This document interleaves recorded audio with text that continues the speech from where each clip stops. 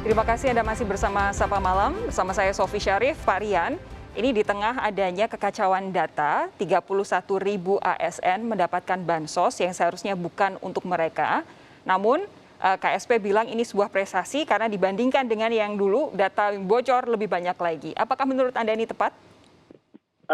Saya kira boleh lah. Jadi memang ada peningkatan kalau di situ. Jadi dulu rusaknya 100, sekarang rusaknya 20, boleh lah itu. Tetapi sebenarnya pelajaran. Coba lihat, bansos itu dimulai sejak 10 tahun, barangkali lebih dari itu ya, lebih dari 10 tahun ada.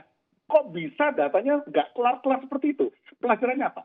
Lihat, ketika Bu Risma masuk kepada Kemensos, beres. Kenapa? Karena Bu Risma bukan orang politik. Maka saran saya, pada Kabinet 2024, jangan pernah menaruh orang politik di sektor-sektor yang itu sangat mengacu pada orang banyak. Kemensos itu kan political resources. Jadi untuk sektor-sektor di mana kementerian berkenaan dengan banyak orang itu harus menteri yang non-politik. Sama juga dengan kementerian planning, itu nggak boleh politik. Kenapa? Itu berhubungan dengan begitu luasnya hajat hidup yang dikelola. Bu Risma masuk, membil pelajaran kepada kita semua ya, baik sebagai pengajar maupun praktisi, mungkin presiden juga barang ke depan, bahwa yang namanya organisasi tertentu yang mengelola uang tertentu untuk social health, itu apabila dipegang oleh aktor politik atau wakil politik, maka dia menjadi tidak begitu rapi dalam datanya. Kenapa? Itu berhubungan dengan vote ke depan. Jadi ketika Bu Risma masuk, baru kerasa kan, Bu Risma kan bukan orang politik beliau. Ya mungkin dekat dengan PDI, tapi lebih kepada profesional. So the lesson learned, ya cari kayak orang seperti itu. Kalau kemudian ini sudah terjadi berulang kali, soal data ini nggak kelar-kelar, sudah berkali-kali juga kita pemerintah terutama dibuat pusing, terutama ketika ada pembagian bansos selama pandemi ini, kira-kira masalah utamanya ada di mana sih untuk urusan data terutama yang bansos ini, Pak Rian? Oke, nomor satu masalah yang namanya kepentingan. Kalau kepentingannya betul-betul kepentingan bansos, dan itu tidak ada kepentingan politik, langsung rapi. Tetapi apabila ada titipan-titipan lain yang berbau politik, pasti nggak rapi. Diganti siapa aja nggak rapi. Jadi sebenarnya ini bukan masalah teknis kok. Kalau masalah teknis selesai. Tapi masalah adalah non-teknis. Kita tahu, masalah non-teknis selalu susah ketimbang masalah teknis. Artinya apa? Kalau sekedar menemukan hal seperti ini, dulu salah taruh, itu kan masalah teknis kan. Itu pendataan sangat sederhana kok. Kita udah banyak canggih. Jadi problemnya adalah the interest of the minister. Itu aja tantangannya sih. Oke, wah, Bung Abraham, saya mau minta tanggapan Anda. Jangan-jangan ada interest begitu kalau Pak Rian melihat Bu Risma yang lebih ke arah profesional, bukan partai politik, bisa cepat membereskan masalah urusan data. Apakah memang betul analisis Pak Rian ini menurut tanggapan Anda? Ya, saya sih meminta masyarakat niat capaiannya aja, Mbak. Jadi kita kan tadi saya ulangi, kondisi awal ada 49 juta data yang bermasalah. Ini kondisi awal itu kapan sih, Bung Abraham? Awal-awal ketika Bu Risma menjadi Mensos. Oke, berarti masih tetap di bawah kabinet Pak Jokowi ya? Betul. Oke. Dan itu oleh karena itu Presiden memberi arahan untuk segera data DTKS ini untuk diperbaiki. Nah, dalam proses perbaikannya itu kan kita menemukan data-data yang bermasalah. Nah, ini kita perbaiki. Salah satunya data dari ASN atau PNS. Namun tadi saya mencoba menjawab pertanyaan dari Mbak Sofi atau statement bahwa data ini nggak kelar-kelar. Sebenarnya data ini nggak akan kelar sampai akhir ujung juga nggak akan kelar karena yang namanya orang miskin itu datanya berubah-ubah, Mbak. Jadi pemerintah mendata setiap bulan, tapi dalam pergerakan hari ke hari. Betul, tapi kalau datanya betul kan tidak akan ada 31.000 yang bocor ke ASN, Bung Abraham. Kalaupun bocor misalnya ada 1.000, 2.000, itu kan beda dengan 31.000.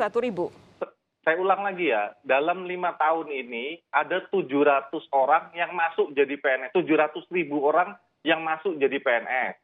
Lalu ada 700.000 orang yang pensiun dari PNS. Artinya kan ada angka 1,4 juta pergerakan data.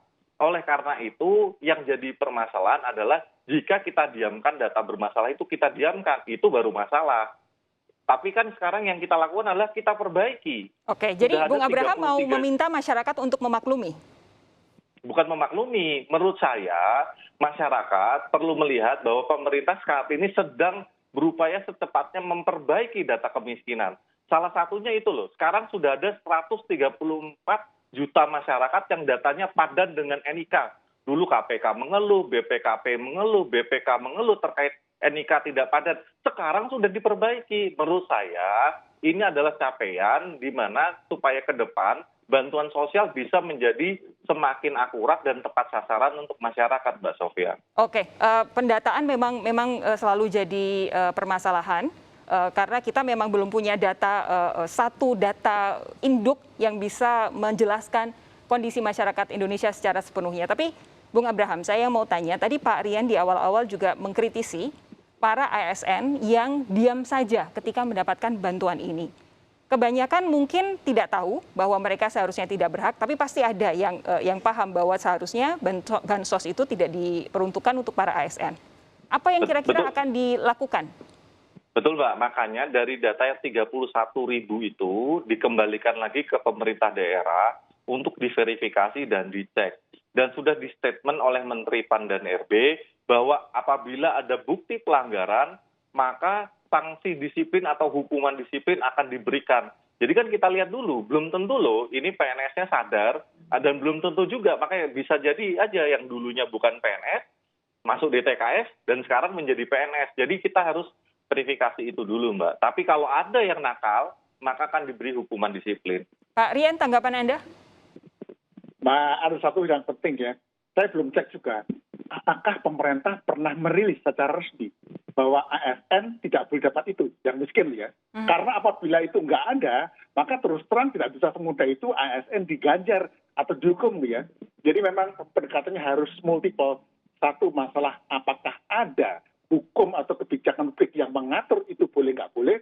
Kedua, bagaimana pelaksanaan di lapangan. Yang ketiga, bagaimana yang namanya itu model pendataan itu diperbaiki.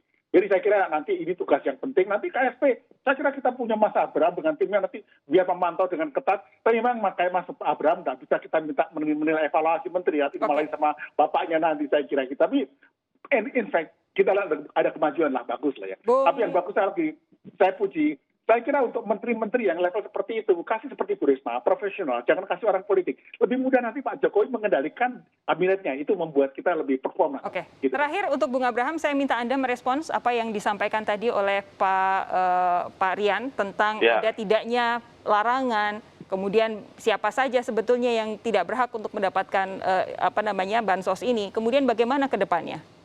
Ada larangan, jadi sebenarnya ceritanya itu, ada larangan bahwa PNS menerima bantuan sosial karena sudah firm ya ini ya? Betul, tapi kan data yang masuk di DTKS itu ada salah satu kriteria itu jenis pekerjaan, Mbak. Jadi bisa jadi itu ketika dia belum jadi PNS, itu dia ngisi swasta lah atau apalah.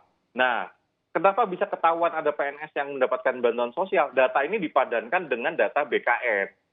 Oleh karena itu, kita ketahuan, oh ternyata kok ada PNS yang menerima bantuan sosial. Nah, ini yang data ini dikembalikan kepada pemerintah daerah untuk ngecek sebenarnya kenapa ada yang PNS yang masih menerima bantuan sosial. Jika ternyata tidak sengaja atau itu tadi dulunya memang layak mendapatkan bantuan sosial namun ternyata sekarang jadi PNS kan tinggal dihentikan dan dikembalikan saja. Oke, baik. Pak Rian, Bung Abraham, terima kasih. Kita tentu berharap sesudah ini ada kebocoran-kebocoran bisa semakin ditutup oleh pemerintah supaya pandemi yang kita prediksi masih akan terus terjadi selama beberapa waktu ke depan, itu betul-betul bantuan sosial yang disalurkan tepat sasaran dan memang sampai kepada mereka yang benar-benar membutuhkan. Sekali lagi, selamat malam. Terima kasih. Kita jumpa lagi lain waktu. Bung Abraham dan juga Pak Rian.